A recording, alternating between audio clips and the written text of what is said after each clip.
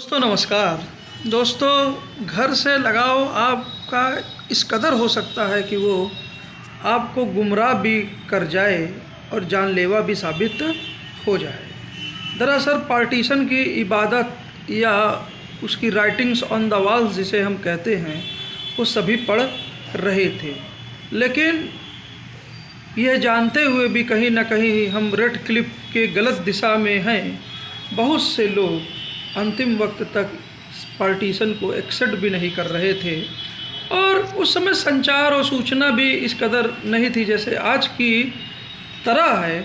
तो वहीं आज़ादी एकाएक भी आ गई थी, समय से पूर्व, अंदेशे से पूर्व भी। और रेड क्लिफ की जो बेरहम लाइन बहुत ही गोपनीय ढंग से, क्रूएल्टी से खींची गई थी। विस्थापन का दर्द, निसंदेह हर विस्थापन पश्चिमी सीमा, खासकर इंडिया पाकिस्तान डिवाइड की तरह उतना दर्दनाक नहीं हो सकता है, परंतु अगर हम अपने शहरों की बनावट को देखें, अपने शहरों को उत्पत्ति को देखें, तो कहीं ना कहीं बड़े शहर मेट्रोपोलिस, उसके बाद छोटे शहर जो अब महानगर में तब्दील है, उसके ये शहर कहीं ना कहीं स्टेप माइग्रेशन से, एक बहुत बड़ी आबादी है जो स्टेप माइग्रेशंस के ज़रिए आई है।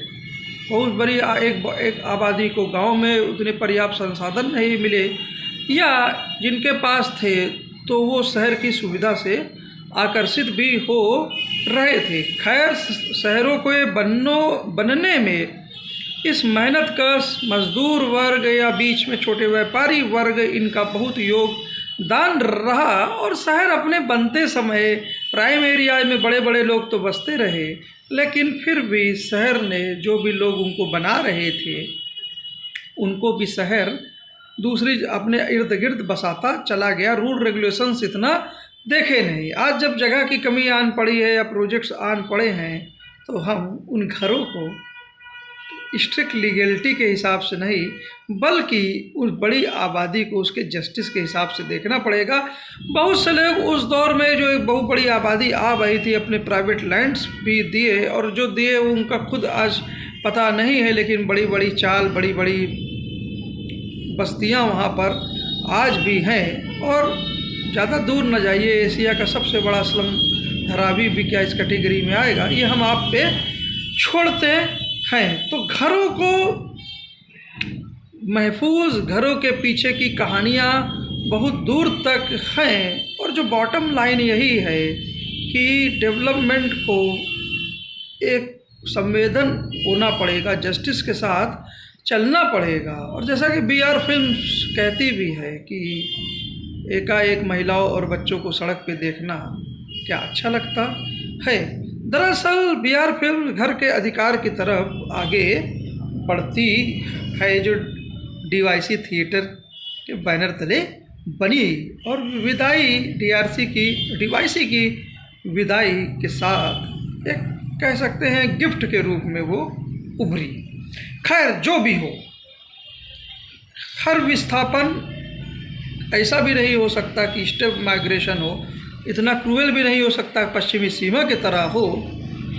बंगाल की अगर बात करें तो बंगाल में एक विस्थापन का लंबा दौर चला इसलिए था, आज़ादी के साथ जो था तो था ही, कम्युनल लाइंस पे जो चला, लेकिन कहीं ना कहीं वहाँ पर एक कल्चर दूसरे कल्चर को दबा रहा था, और अल्टीमेटली वो पहुँचता है अपने चरम पे मुक्ति वाहिनी के गठन के साथ और मुजीबुर रहमान के अंतर्गत बांग्लादेश के आज़ादी के साथ। लेकिन इस दौर में कल्चरल यूनिटी बंगालियों की थी, पश्चिमी कल्चर एक सप्रेशन का कारण बना हुआ था, और बंगाल के दोनों तरफ नात रिश्तेदार रिलेशंस हर तरह के थे। तो एक बहुत बड़ी आबादी उस टर्मोइल के समय में भारत के तरफ आई, और शेल्टर के तहत आप इसको 21 से देख सकते हैं, लेकिन आप उसे घर नहीं कह सकते हैं क्योंकि सिटीजनशिप का अभाव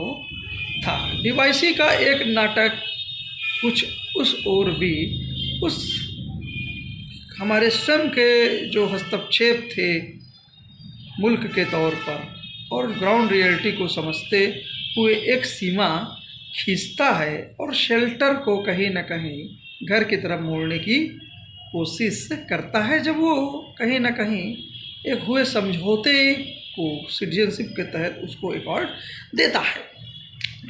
ठीक ऐसा भी नहीं है कि पश्चिमी सीमा पर जो था वहाँ पे कल्चर एकदम यूनिफॉर्म था। निसंदेह पश्चिमी सीमा पे धर्म की थ्योरेटिकल फाउंडेशंस ज़्यादा मजबूत थी, भले ही कल्चर एक था, लेकिन जो धर्म के डिफरेंसेस थे, लेकिन खासकर पाकिस्तान इसके और जो सूक्ष्म रूप है वो नहीं पढ़ पाया। जब आज़ादी के तुरंत बाद उसने धर्म की आड़ लेते हुए कवालियों के ज़रिए कश्मीर पे आक्रमण कर दिया। कश्मीर पे भी ज़्यादातर आबादी का मौजूदा धर्म तो एक ही था, लेकिन लोगों ने रजिस्ट किया क्योंकि वो कहीं ना कहीं कवालियों के आतंक और जो उनके फॉरेन कल्चर था, जो उनकी कश्मीरियों की जो खुद और भी कई पुरानी बहुत पुरानी संस्कृति है जो कहीं न कहीं हिंदुइज्म से भी एक ट्रांजिशन देखती है, और वहाँ पे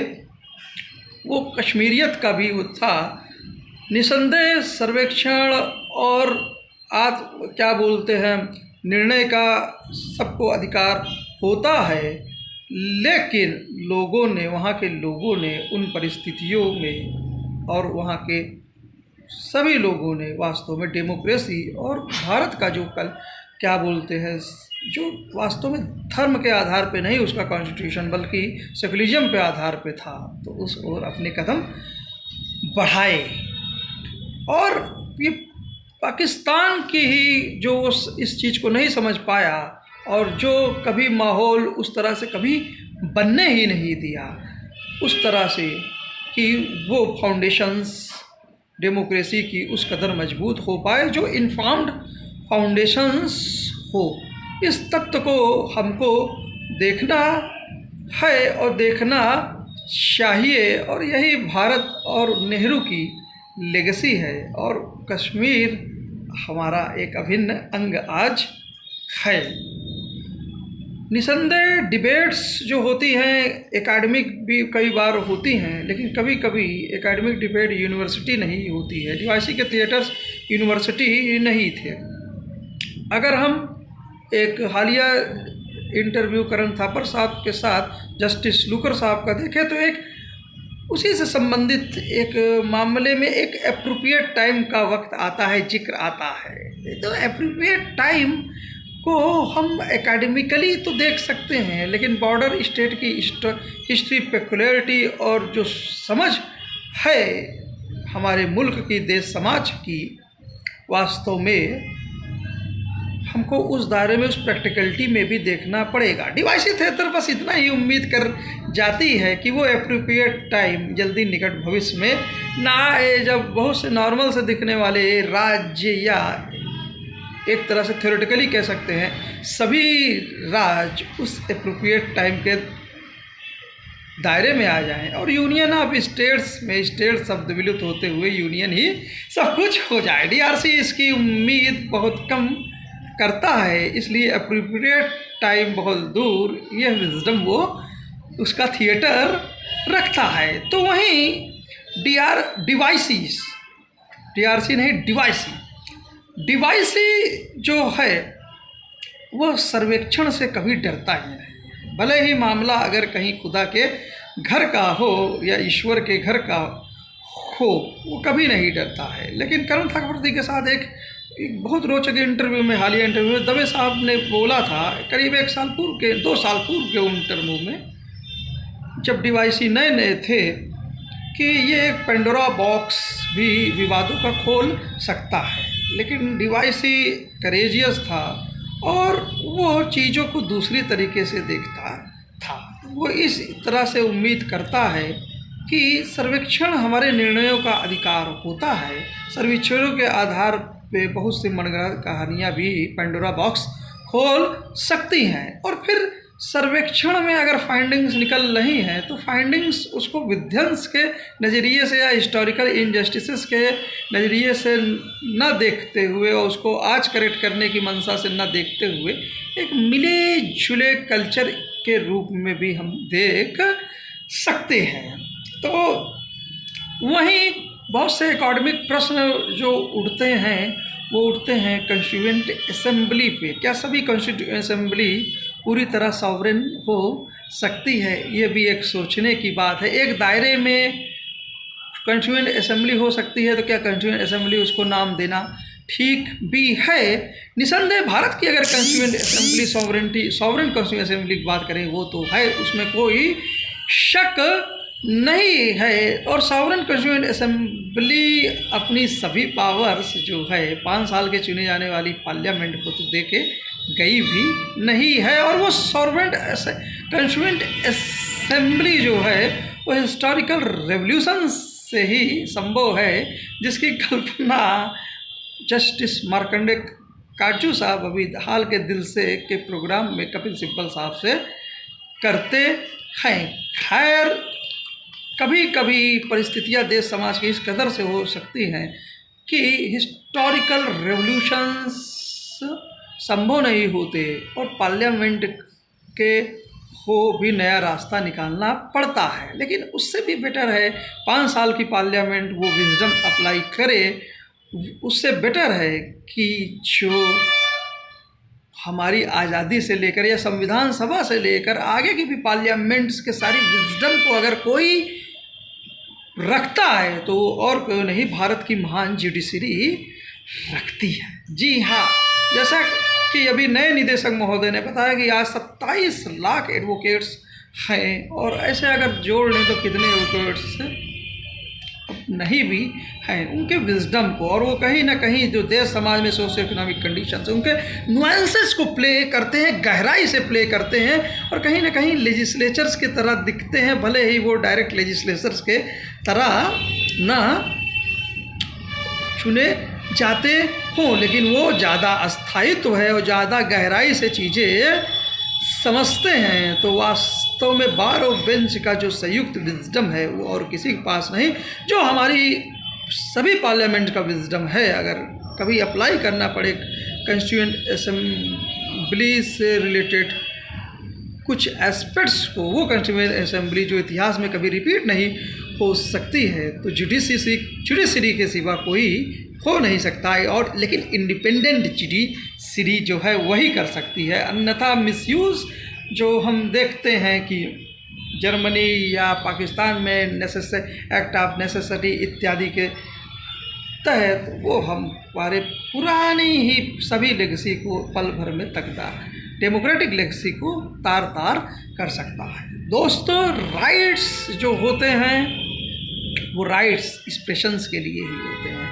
जो आप और वो कल्चर आप कुछ बेसिक राइट्स दिए हैं तो आपकी परवरिश कल्चर को दबाने के लिए नहीं, बल्कि उसका कंस्ट्रक्टिव यूज और उसको प्रोपोगेट करने के लिए भी भारत का संविधान ये परमिशन देता है। लेकिन राइट्स कभी भी ये भी एक आपके राइट्स जो हो सकते हैं वह दूसरों को राइट्स के कीमत पे नहीं सकते, उनको दबा नहीं सकते। और राइट्स को आप इस तरह भी इस लिबर्टी का यूज ना करिए कि आप अपने जो कम्युनिटी है, देश समाज का जो अभिन्न अंग है, उसको समय के साथ आप आगे ना ले जाएं। तो राइट्स जब इस दायरे में सोचता है तो कहीं ना कहीं इंस्टीट्यूशंस का भी जन्म होता है, लेकिन इंस्टीट्यूशंस के राइट्स, इंडिविजुअल राइट्स को एकदम कुचल न दें। ये भी बिहार फिल्म बड़ी खूबसूरती से देखती है। इस संदर्भ में हमको देखने की भी ज़रूरत है। दोस्तों, अंग्रेज़ों के समय जब अंग्रेज़ों का शासन था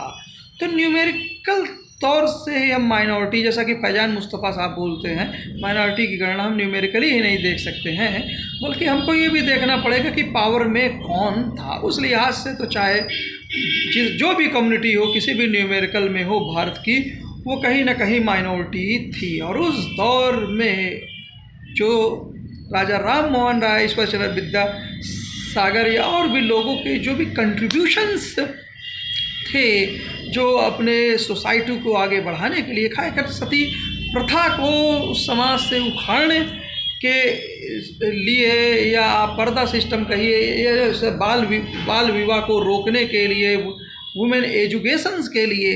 इसी तरह से महाराष्ट्र में दलितों की एजुकेशन शिक्षा दे, ज्योतिबा फूले और महात्मा फूले की लेगेसी को भी समझने के लिए, तो कहीं ना कहीं चीज़ें जो हैं उसको उस दायरे में भी हमको देखना पड़ेगा। और इस दायरे में मैं डीवाईसी थिएटर को आज के समय में देखता हूँ कि संवैधानिक जो लेगेसी मिली हुई है, संवैधानिक जो एक तरह से माइनॉरिटी स्टेटस और उसको जो राइट्स मिले हुए हैं 30 के अंतर्गत, और वो अपने राइट्स को एंजॉय कर सकें और उसको देश के प्रकृति के साथ जोड़ सकें, अपने कल्चर को बनाते हुए खुद भी आगे बढ़ सकें।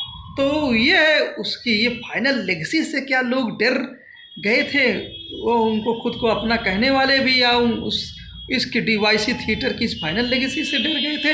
ये सोचने वाली बात है, ये समझने वाली बात है। लेकिन आज जब उस लेगेसी को, उस परंपरा को, जो कहीं ना कहीं राजा राम मोहन रॉय के समय से या सर सैयद के समय से जो आज डेवलप हुई जो संविधान में है, उसको बचाने का काम अगर किसी ने किया तो डीवाईसी थिएटर्स के कुछ अंतिम प्लेज ने वो किया। और वास्तव में डीवाईसी स्वयं मार्क्सिज्म का क्रिटिसिज्म तो करता है, लेकिन कहीं ना कहीं आज के दौर से देखें तो मार्क्स के अच्छे पहलुओं को भी वह अप्लाई कर जाता है। मार्क्सिज्म डिस्ट्रीब्यूशन पे आधारित था, और वो दौर आज़ादी के समय कहीं ना कहीं सोशलिज्म में उसका फ्लेवर ज़्यादा था, जब ज़्यादातर लैंड रिसोर्सेज कुछ चंद हाथों में थे और सरकार ही ऐसी शक्ति थी जो देश समाज में मटेरियल रिसोर्सेज लोगों को, सिटीजन्स को दे सकती थी, ताकि वो अपने राइट्स अप्लाई कर सकें। 91 के आर्थिक सुधारों के बाद बहुत ट्रिकल डाउन इफेक्ट्स भी बहुत सारे हुए और एक बहुत बड़ा मध्य वर्ग उभर के सामने आया।